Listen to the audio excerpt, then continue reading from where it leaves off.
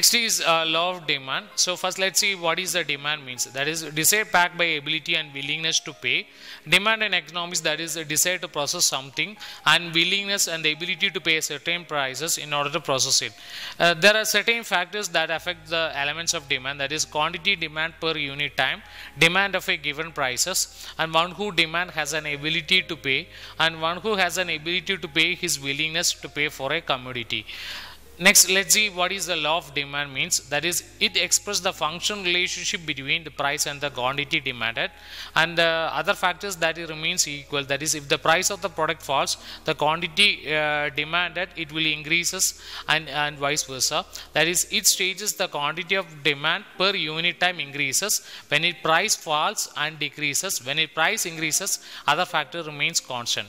Next is the demand schedule. That is, there are two types of demand schedule. First is individual demand schedule as well as market demand schedule. Individual demand schedule means various quantity of a commodity which an individual buys at different possible prices in the market. Next is market demand schedule, that is shows the quantity demanded by all the consumers in the market at different prices.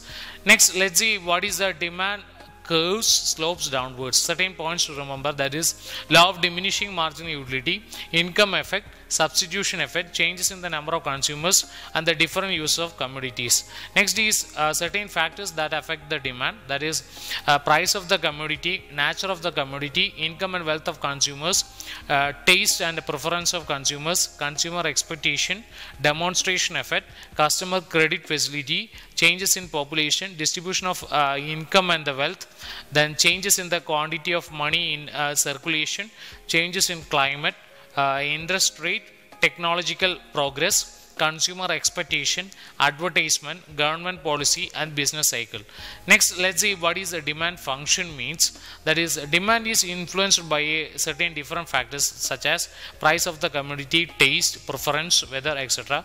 There is a functional relationship between demand factors is known as a demand function. That is D equal to F of, that is function of Px comma Y comma Pxy comma T comma A, etc. That is, D is considered as demand, F is considered as the functional relationship, Px is price of the commodity, Y is individual consumers income, Pxy is the price of the related commodities, T is the taste and preference of individual consumers, A is considered as advertising.